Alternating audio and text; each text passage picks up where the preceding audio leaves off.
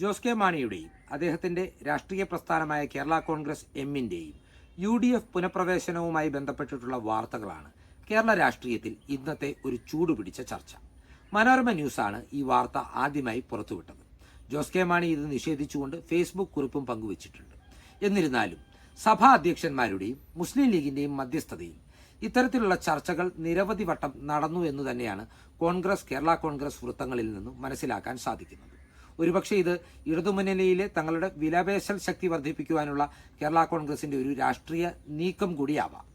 ഈ സാഹചര്യത്തിൽ ഞങ്ങൾ ചർച്ച ചെയ്യുന്നത് ജോസ് കെ മാണി UDFിലേക്ക് എത്തിയാൽ പാലാ MLA മാണി സി കാപ്പന് എന്തു സംഭവിക്കും എന്ന വിഷയമാണ്. ആദ്യമേ തന്നെ പറയട്ടെ, പാലാക്കാരുടെ സ്റ്റൈലിൽ പറഞ്ഞാൽ കാപ്പന് ഒരു കോപ്പും സംഭവിക്കാനില്ല എന്നതാണ് യാഥാർത്ഥ്യം. ഇതങ്ങനെ വെറുതെ പറയുന്നതല്ല, കൃത്യമായ ചില രാഷ്ട്രീയ വിലയിരുത്തലുകളുടെ അടിസ്ഥാനത്തിലാണ് ഞങ്ങൾ കാപ്പനൊരു കോപ്പും സംഭവിക്കില്ല എന്ന് പറയുന്നത്. ആദ്യമേ, മാണി സി കാപ്പൻ്റെ പിതാവ് ചെറിയാഞ്ചേ കാപ്പൻ വളരെ ആദരിക്കപ്പെടുന്ന ഒരു സ്വാതന്ത്ര്യ സമര സേനാനിയും പാലാ നഗരസഭാ അധ്യക്ഷനും MP എല്ലാമായിരുന്ന ഒരു നേതാവാണ്. എന്നാൽ കാപ്പൻ്റെ രാഷ്ട്രീയ വ്യക്തിത്വം എന്ന് പറയുന്നത് പിതാവിൻ്റെ പാർട്ടിയിൽ പിതാവിൻ്റെ തണലിൽ ഉണ്ടാക്കിയെടുത്തതല്ല.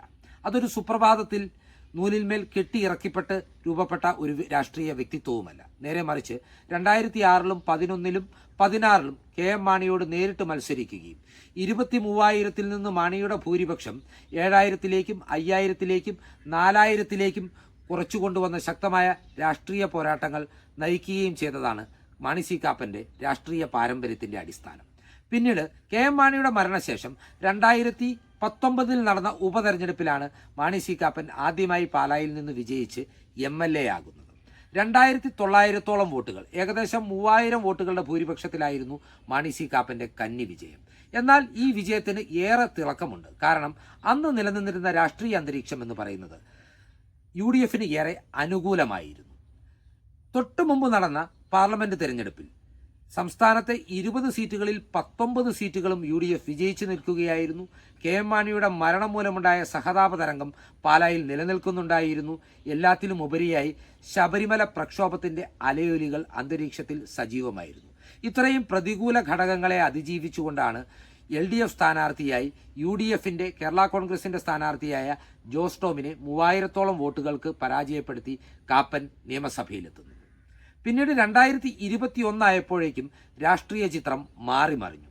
ജോസ് കെ മാണി ഇടതുമുന്നണിയിലെത്തിയതോടെ തങ്ങളുടെ തിരിച്ചുവരവിന് വഴിയൊരുക്കിയ കാപ്പനെ ഇടതുമുന്നണിയും CPM-ഉം കൈവിട്ടു.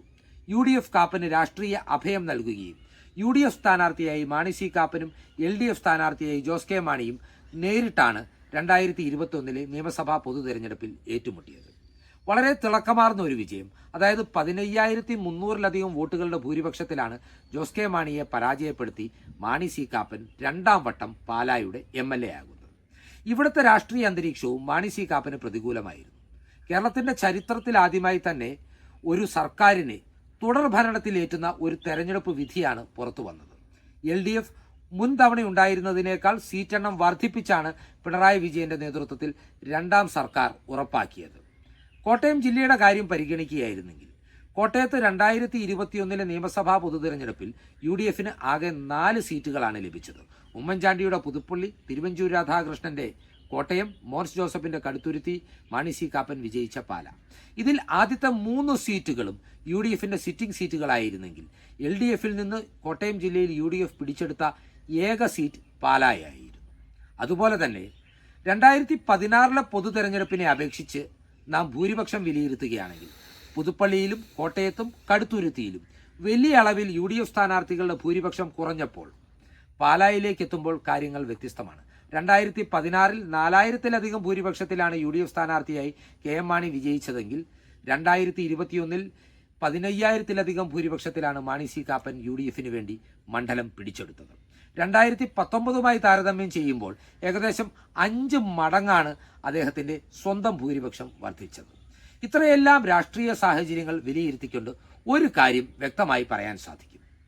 പതിറ്റാണ്ടുകൾ നീണ്ട ആത്മാർത്ഥമായ ജനകീയ പ്രവർത്തനങ്ങളുടെ ഫലമായി ലഭിച്ച കുറഞ്ഞ സമയത്തിനുള്ളിൽ ജനങ്ങൾക്കിടയിൽ ആത്മാർത്ഥമായ ഒരു ജനപ്രതിനിധി എന്ന നിലയിൽ സേവനം അനുഷ്ഠിച്ചതിൻ്റെ ഫലമായി കിട്ടിയ ജനകീയ പരിവേഷമാണ് മാണി സി കാപ്പൻ്റെ രാഷ്ട്രീയ അടിത്തറ.